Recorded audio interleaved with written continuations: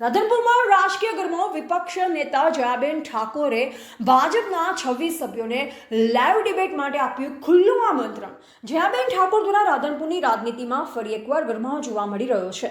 શહેરના વિકાસ કામો, પ્રજાના ટેક્સના પૈસાનો ઉપયોગ અને 1.5 વર્ષના કાર્યકાળ દરમિયાન સત્તા પક્ષે કરેલ કામગીરી અંગે હવે જાહેર મંચ ઉપર ચર્ચા કરવાની માંગ ઉઠી છે। જયાબેન ઠાકોરે સત્તા પક્ષને ખુલ્લો પડકાર આપતા જણાવ્યું હતું કે 1.5 વર્ષ દરમિયાન શહેરમાં ક્યાં વિકાસ કામો કરવામાં આવ્યા, કયા વિસ્તાર ખર્ચ થયો અને પ્રજાના ટેક્સના પૈસાનો કેટલો સદુપયોગ થયો તેની સાચી માહિતી જનતા સમક્ષ આવવી જોઈએ। તેમણે વધુમાં જણાવ્યું કે પ્રજાના પ્રશ્નોનો સીધો જવાબ મળે અને નગરપાલિકાની કામગીરી પારદર્શક બને તે હેતુથી લાઈવ પ્રશ્નોત્તરી અને જાહેર ડિબેટનું આયોજન કરવામાં આવશે। આ ડિબેટમાં જોડાવા માટે ભાજપના તમામ 26 સભ્યોને સત્તાવાર આમંત્રણ પાઠવવામાં આવ્યું છે। રાજકીય વર્તુળોમાં આમંત્રણને લઈ ચર્ચાઓ તેજ બની છે। શહેરના લોકોમાં પણ આ મુદ્દે ભારે રસ જોવા મળી રહ્યો છે, કારણ કે વિકાસ કામો અને નગરપાલિકાની કામગીરી અંગે છેલ્લા કેટલાક સમયથી અનેક પ્રશ્નો ઉઠી રહ્યા છે। જયાબેન ઠાકોરે જણાવ્યું, આ ડિબેટ કોઈ વ્યક્તિગત વિવાદ માટે નહીં, પરંતુ રાધનપુરના વિકાસ અને પ્રજાના હિત માટે છે। જનતાને હક છે કે તેમના ટેક્સના પૈસાનો ઉપયોગ ક્યાં થયો તેની સંપૂર્ણ માહિતી મળે। આ લાઈવ ડિબેટ અને પ્રશ્નોત્તરી કાર્યક્રમ તારીખ 25/5/2026ના રોજ યોજાનાર હોવાનું જાણવા મળ્યું છે। હવે સત્તા પક્ષ તરફથી શું પ્રતિસાદ આવે છે તેના પર સૌની નજર ટકેલ છે। તો ગુજરાત લાઈવ ન્યૂઝ સાથે ગોવાભાઈ આહિર, પાટણ। નમસ્કાર, મારું નામ છે જયા ઠાકુર, રાધનપુર નગરપાલિકા વોર્ડ નંબર 1 નગર સેવક। રાધનપુરની જાહેર જનતાના ઘણી વખત સવાલો આવતા હતા કે એક વખત બેન સત્તા પક્ષને સામે લાવો તો રાધનપુરની જાહેર પબ્લિક છે એમને સાંભળવા માંગે છે। તો પ્રજાના વાતને લઈ અને અમે એક લેટર તૈયાર કર્યો છે સત્તા પક્ષ માટે, જે રાધનપુર નગરપાલિકાના ભાજપ શાસિત નગરપાલિકા છે તેઓ।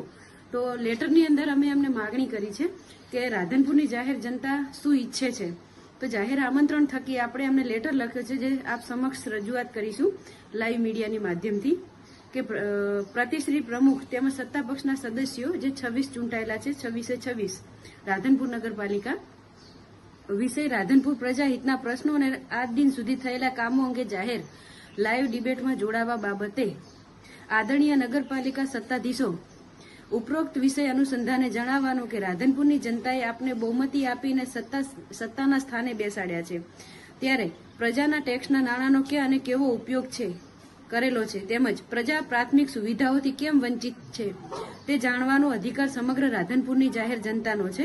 લોકશાહીના મૂલ્યોને માન આપી આપ સૌ લાઈવ ડિબેટમાં જોડાવો તે માટે આપને રાધનપુરની જનતાના દરબારમાં ખુલ્લી ચર્ચા માટે આમંત્રણ પાઠવીએ છીએ।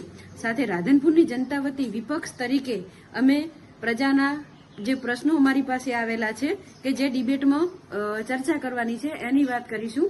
તો પ્રજાના પક્ષો અમારી જોડે એવા આવ્યા છે કે જેથી અમે તમને સવાલો પૂછી શકીએ અને પ્રજા પણ જાણી શકે તમે શું કર્યું છે।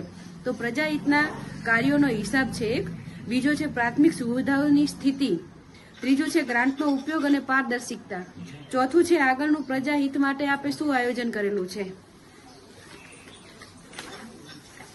ડિબેટનું માધ્યમ શાના થકી ડિબેટ કરવાની છે તો એ પણ આપને જણાવી દઈએ કે રાધનપુર સ્થાનિક media, live media, TV media, print media તેમજ સ્થાનિક લોકોના મોબાઈલ થકી લાઈવ પ્રોગ્રામ કરવામાં આવશે। સ્થળ ગાંધી ચોક, નગરપાલિકાનું કમ્પાઉન્ડ, રાધનપુર।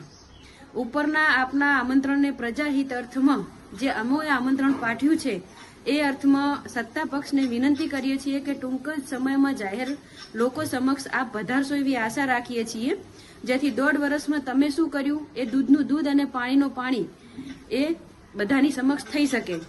સમગ્ર રાધનપુરની જાહેર જનતા આપના જવાબની રાહ જુએ છે, માટે રાધનપુર જનતા અને અમે સૌ આપને લાઈવ ડિબેટમાં આમંત્રણ પાઠવીએ છીએ અને ટૂંક જ સમયમાં આપ રાધનપુરની પ્રજાએ વોટ આપ્યા છે તો વોટનો હિસાબ પણ પ્રજા માગશે। એના માટે તમે શું કામો કર્યા છે એનો હિસાબ આપો એવી આશા સાથે ડિબેટ ક્યારે ગોઠવવાની થાય છે એ તારીખની અમે રાહ જોઈ રહ્યા છીએ। આવો સાથે મળી અને પ્રજાને પારદર્શિકતા અપાવીએ કે રાધનપુર નગરપાલિકાના સત્તાધીશો